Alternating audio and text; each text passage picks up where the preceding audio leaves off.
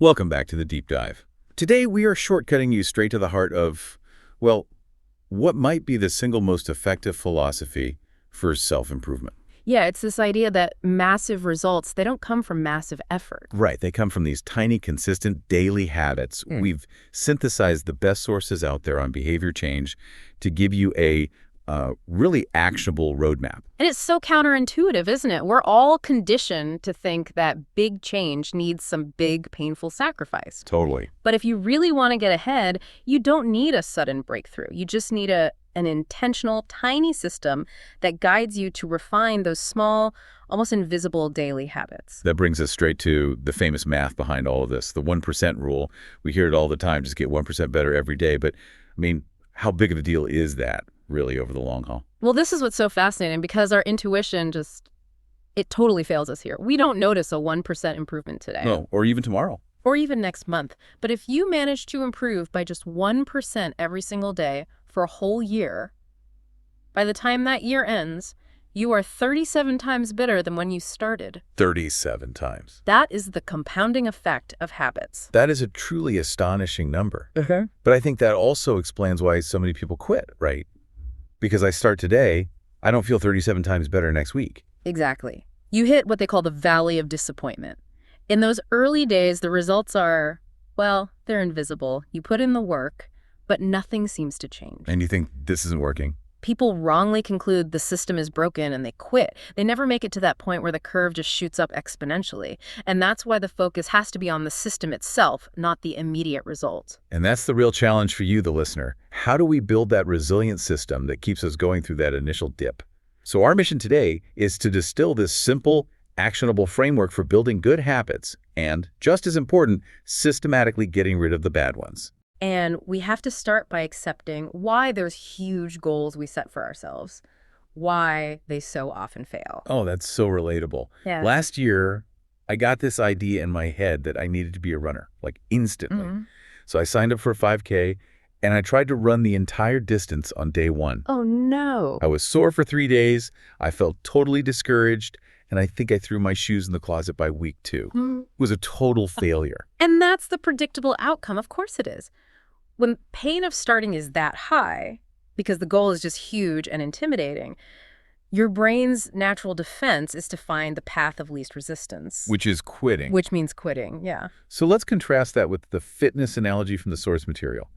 If I go to the gym, say once a month, for some brutal 3-hour workout. You'll be sore, you'll be tired. And the net health gain is what, minimal? Precisely. But if you manage to build something small, like a simple 10-minute walk every day or 5 minutes of stretching, that small effort feels easy. It's manageable. And that ease guarantees consistency. And consistency, well, that's the secret sauce. The small daily walk compounds so quietly, you have better energy, better sleep, better mood, and after a year, your life is transformed. All without relying on some heroic effort or a sudden burst of motivation. Exactly. So the core insight here is critical. We have to stop thinking we need more willpower, because willpower, it fluctuates. It's unreliable. You need a reliable, repeatable system. It shifts the burden of success away from your internal discipline, which is fickle, and it places it on your external environment and structure. That is a fundamental shift in perspective. Yeah. So if we want better systems, we need the rules. The sources lay out 4 simple laws designed to make any habit stick. And these laws are specifically mapped to the psychological loop of behavior, the cue, the craving, the response, and the reward. If you can optimize those 4 stages... The habit becomes automatic. Okay, let's start with the cue. Law number 1 is, make it obvious. This law is focused entirely on making the trigger for the habit just impossible to miss. If you want a new habit to start, you have to make its cue super visible and simple to interact with. Can you give us a classic example of making a habit cue obvious? Sure. Let's say your goal is to drink more water. The solution isn't setting reminders on your phone every hour. Right. It's simply placing a full, maybe a visually appealing water bottle right in the center of your desk every morning. It just sits there, it stares at you, it's in your line of sight. The friction to reach for it is 0. The environment becomes the cue. Or, if you want to read more before bed, don't hide your book in a drawer. You leave it open right on top of your pillow. Yes, when you go to lie down, it's the first thing you see. That's law 1. Now, moving to the second stage of that loop, the craving, we have law number 2, make it attractive. So how do we actually trick our brains into wanting to do the hard thing? This is all about what they call temptation bundling or pairing. You take the behavior you need to do, the hard habit, and you link it immediately with a pleasure you want to do. I see. The desire for that reward, the attraction, becomes the driving force for the action you need to take. So instead of thinking about the pain of going for a run, I'm thinking about the pleasure of listening to my new favorite podcast. That's it. You get the immediate reward, the podcast, but only if you fulfill the requirement, which is the workout. Your brain starts to reassociate that positive feeling of the podcast with the activity of exercising itself. But doesn't that just feel like a bribe for the good habit? It is a form of immediate incentive, yes, but it works. It works because the actual results of the workout, like better health, those are delayed rewards. And our brains are hardwired to prioritize immediate gratification. Okay, so by making the process attractive now, you're bridging the gap until the long-term results start kicking in. You've got it. I see. Okay, law number 3 addresses the response, and that is to make it easy. This is maybe the most critical law of all because it tackles that initial resistance you were talking about, when you tried to run 5 kilometers on day 1. Right. We want to reduce that friction to the absolute minimum. And the tool for this is the famous 2-minute rule. The 2-minute rule is just genius because it's not about the result. It's about the identity. You scale down the habit until it takes less than 2 minutes to start. So instead of write a novel, the rule becomes write 1 sentence. If you want to meditate for 20 minutes, the rule becomes sit and breathe for 60 seconds. I love the focus on identity there. The goal isn't to hit a word count. The goal is to show up and cast a vote for the type of person you want to become. Yes, a writer, a meditator. Even on your busiest day, you could afford 60 seconds. Correct. You win the day just by starting. That tiny action maintains your momentum and it reinforces your new self-image. Starting is always the hardest part, and the 2-minute rule just bypasses that resistance completely. Okay, that covers the response. Finally, law number 4 addresses the reward, and that is make it satisfying. Right. Since the real rewards of good habits are often delayed, like losing weight 6 months from now, we have to invent an immediate, satisfying reward right after the habit is done. What does that immediate satisfaction even look like? I mean, it needs to be sustainable and not, undermine the habit itself. It has to be quick and positive. This is where tracking comes in. So after you complete your 10-minute walk, you check a box on a physical calendar, or you mark it digitally. Ah, that visual confirmation. That visual confirmation of the chain growing, that instant win, it triggers a small release of dopamine. Or, you could even just verbally congratulate yourself. That small mental pat on the back reinforces the habit loop immediately. That feedback loop is so crucial for the brain to categorize the habit as something worth doing again. Okay, so we've built the framework for success, but here's where it gets really interesting. If we can build good habits, the real test is destroying the bad ones. How do we invert this whole system? We use the exact same 4 laws, but we just flip them entirely to add friction and dissatisfaction to the bad behavior. Let's start with inversion 1. We're flipping make it obvious to make it invisible. Hide the cue entirely.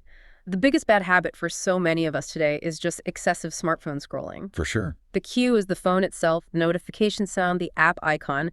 So the actionable advice is put your phone in a desk drawer or in another room when you're working. Out of sight, out of mind. Turn off every single non-essential notification. Out of sight, out of automatic, spontaneous thought. If that friction goes up, the chances of the unconscious habit taking over just drop dramatically. Yeah. Okay, inversion 2. Make it unattractive. This is where you connect the bad habit to its immediate visible cost, even if that cost is psychological or long-term. Instead of just thinking, oh, I'm scrolling, you change your internal monologue. So what? To something like, every time I mindlessly scroll, I am losing 15 minutes I could spend talking to my partner, or working on a personal project, or just relaxing without the stress of constant information. It forces you to confront the opportunity cost in real time. So if I procrastinate on cleaning the kitchen, I need to remind myself that my future self is going to pay the higher price of anxiety and a much bigger mess later. Exactly. You're making the long-term pain immediate in your mind. Okay, next we invert law 3, make it easy, and instead we make it difficult. This means adding friction to the point where it's almost annoying. Precisely. If social media is your struggle, log out of the apps every single time you use them. Force yourself to type in a password to get back in, Or use an app blocker that gives you a 10-second delay. Ah, that little pause. Those extra steps are often just enough to interrupt that unconscious craving and give your rational brain a chance to take over. That structure is incredibly clean. Finally, in version 4, make it unsatisfying. We introduce an immediate negative consequence. Since the bad habit gives you an immediate cheap thrill, we need an immediate penalty that makes it feel slightly painful or embarrassing. And the best way to do that is social accountability, right? Yes. Get an accountability buddy. Tell a friend or your partner, hey, if you see me scrolling after 8 p.m., I owe you $20. Huh. That would work. Or just tell them your specific goal and ask them to check on your progress daily.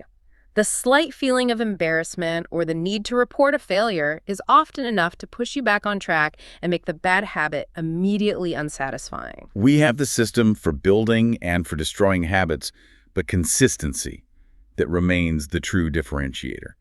Are there any advanced techniques for guaranteeing we stick with it, even when life gets messy? Yeah, consistency really relies on 3 powerful techniques that accelerate the automation of behavior. Okay, let's start with the most famous one, habit stacking. Habit stacking is just brilliant because it leverages what you already do without thinking. You attach a new habit to a strong existing automatic habit. The existing routine acts as the immediate, reliable trigger for the new behavior. The formula being something like, after I do my existing habit, I will do my new habit. Exactly. After I pour my morning coffee, which is a highly reliable ritual for most people, I will read 1 page of a book. Or, after I close my laptop at the end of the workday, I will stretch for 3 minutes. You're using that established routine as the launching pad. The second technique is environment design, which kind of loops us right back to Law 1, making it obvious, but with a more strategic twist. You have to architect your physical space to favor your future self. It's all about making good habits effortless and making bad habits a burden. So if you want to eat healthier snacks, You put a bowl of pre-washed fruit directly on your kitchen counter. If you want to practice guitar, you leave it out on a stand instead of in its case. increase the convenience for the good, decrease it for the bad. If I want to stop binge watching TV, I can move the remote control to a high inconvenience shelf. Yes. It forces you to pause and consider the action rather than just instinctively grabbing for it. That's the power of environment design. It minimizes the need for conscious willpower, and it turns your surroundings into a silent, reliable helper. And the final technique is so essential for long-term commitment. Because life is rarely perfect. It's the never miss twice rule. This rule is all about managing failure gracefully. Tracking helps, but aiming for perfection is just a recipe for quitting. If you miss 1 day, you get sick, you have a deadline, you travel, whatever, that's fine. Life happens. But the absolutely critical rule is to never miss 2 days in a row. Why is missing 2 days in a row so dangerous? Because missing once is an accident, missing twice starts a new negative habit. The habit of inconsistency. That's it. By immediately getting back on track the very next day, you reaffirm your identity, you maintain the chain's momentum, and you prevent a minor slip from turning into a total breakdown. The focus is on rapid recovery, not flawless execution. This has been incredibly insightful and truly actionable. So what does this all mean for you, the listener, right now? The big takeaway is that trying harder is usually the wrong approach. Stop setting these huge, overwhelming goals that require painful levels of effort.